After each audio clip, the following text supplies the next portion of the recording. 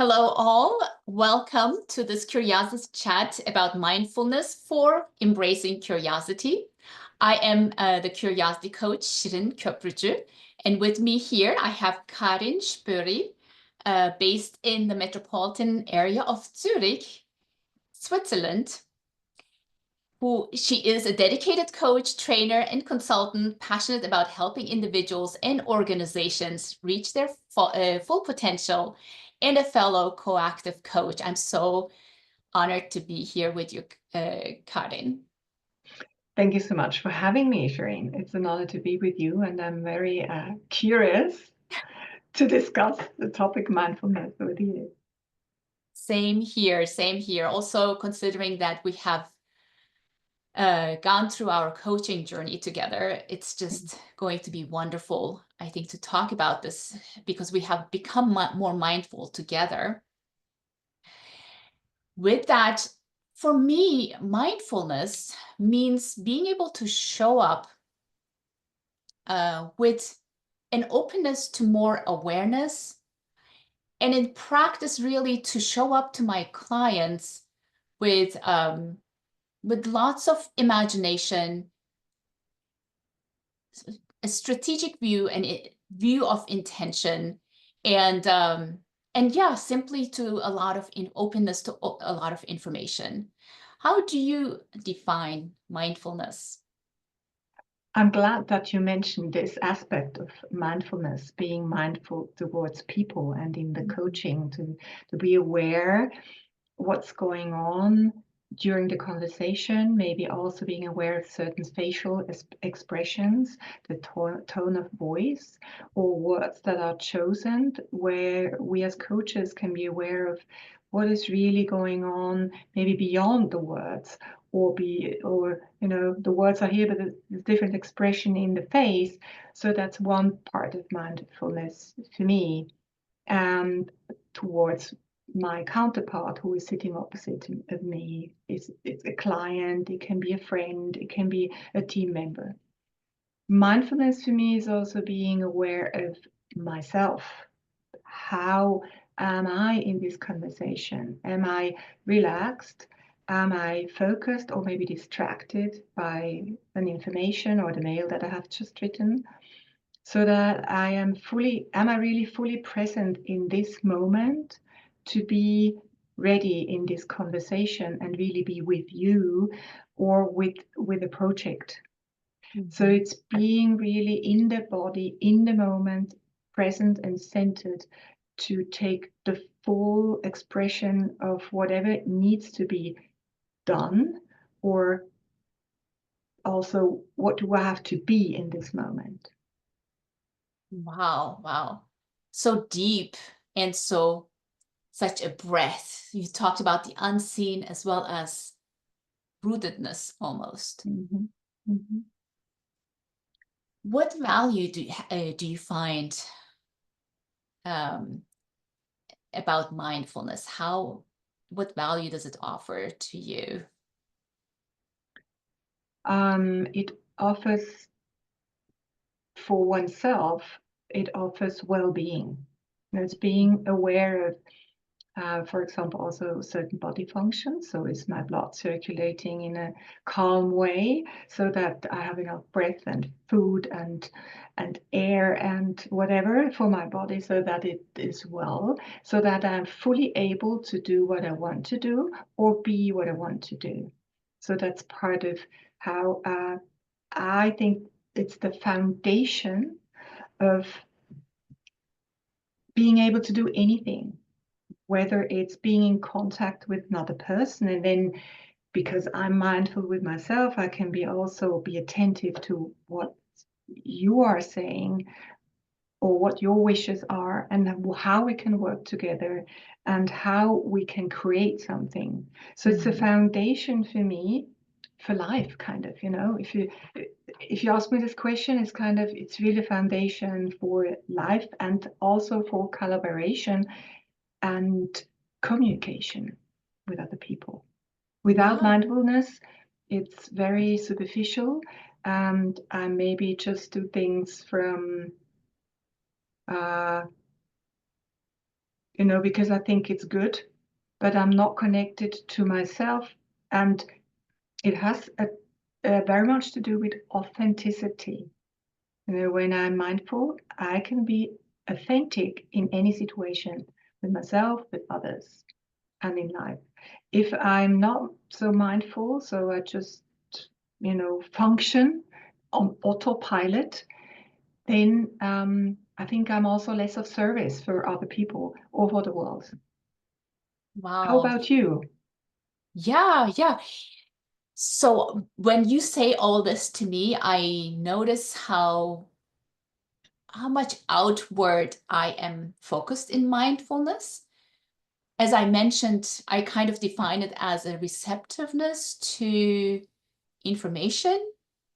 And Mm-hmm. at the same time, yes, for that information to not take away or uproot you or shake you up, I have noticed the importance of taking care of ourselves, of myself, in actually since the COVID times. And you're sort of bringing that to life for me right now. When I do take time in the mornings, not to rush to work, uh, go for a walk with my dog or have my tea, or when I take prior to an critical, difficult conversation, maybe take time to take care of myself and center myself. How important that is for the impact I want to have. Yes.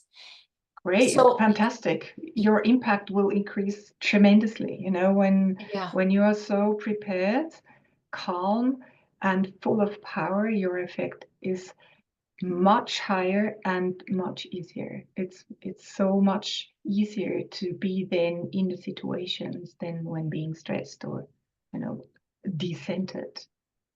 thank you for acknowledging and sharing that. At the same time, I want to really emphasize what you just said earlier, how mindfulness is a way we may like to look at it as a way of life, as a way of strengthening ourselves for life.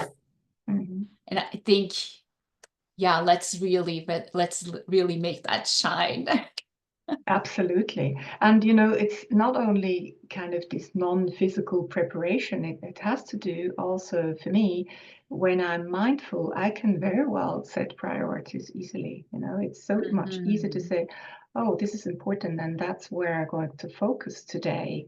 Or in a Mhm. conversation, that's really what the person needs.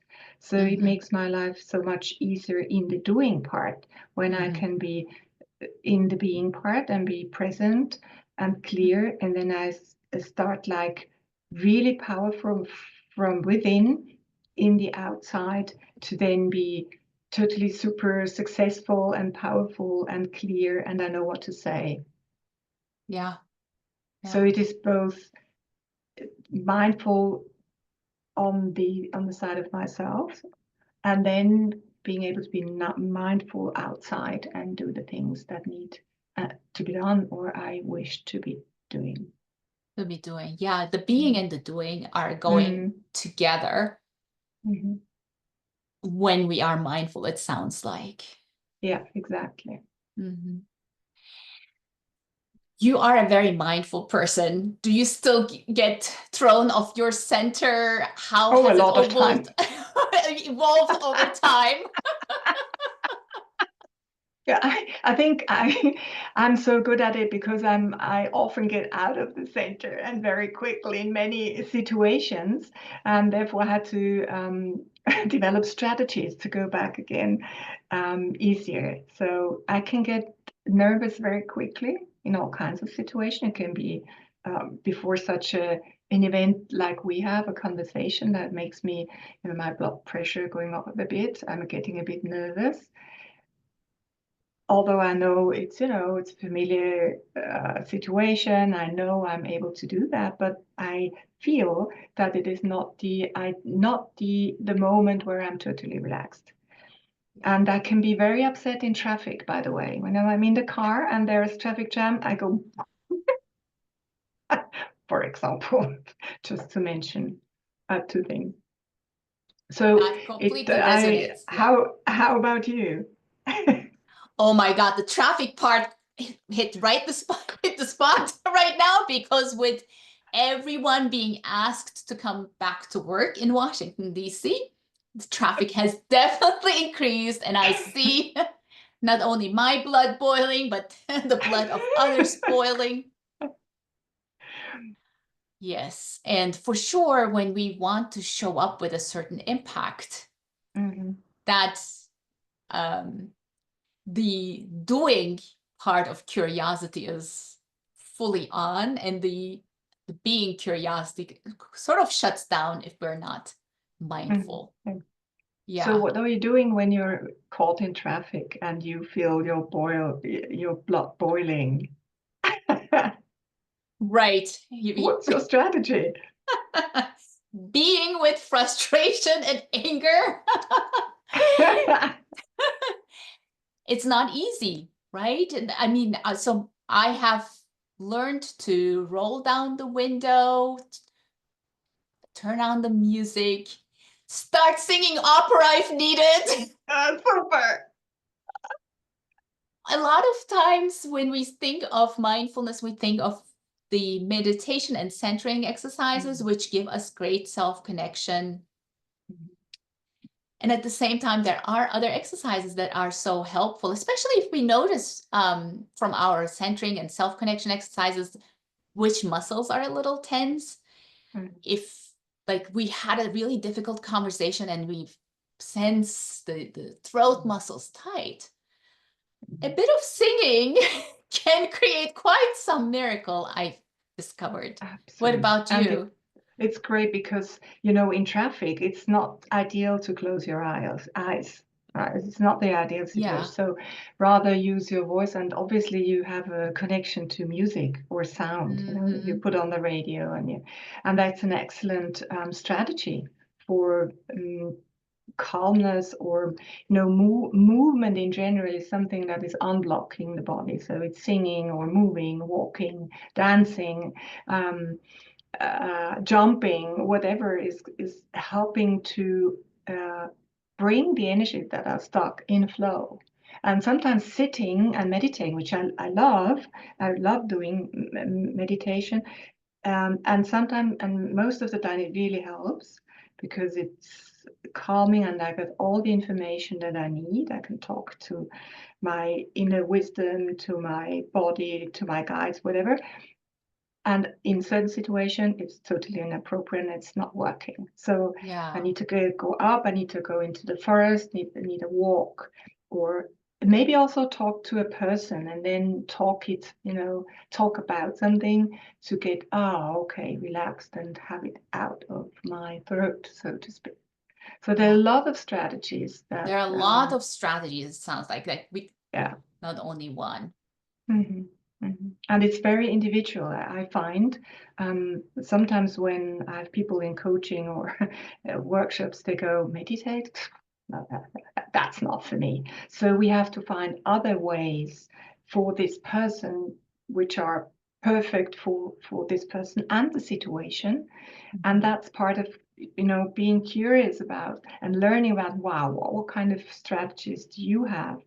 Except for singing, for example, sharing, what else, and meditating, what else do you do for relaxing or Yeah, and returning? definitely regular times out in the nature.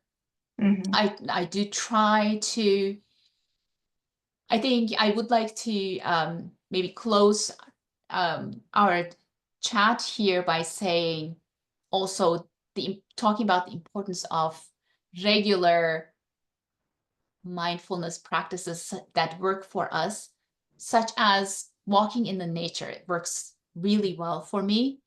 And I know at night and throughout the day that in the morning, or if that is not possible in the evening, I will do a little walk, and I will honor myself with that walk. So depending on regularities like that center us is also a good strategy, I find. What about you? That's a key what you're saying, because it's like rituals, and rituals help us to um, find this habit of relaxation or joy or whatever you need in mindfulness and being with yourself, because otherwise it's forgotten. It's oh, I forgot to go outside. Maybe next time. But the Yeah. regularity is a kind of, it gets into a habit, and then it's easier, and will help you in the long run to relax and be mindful and Yeah. powerful.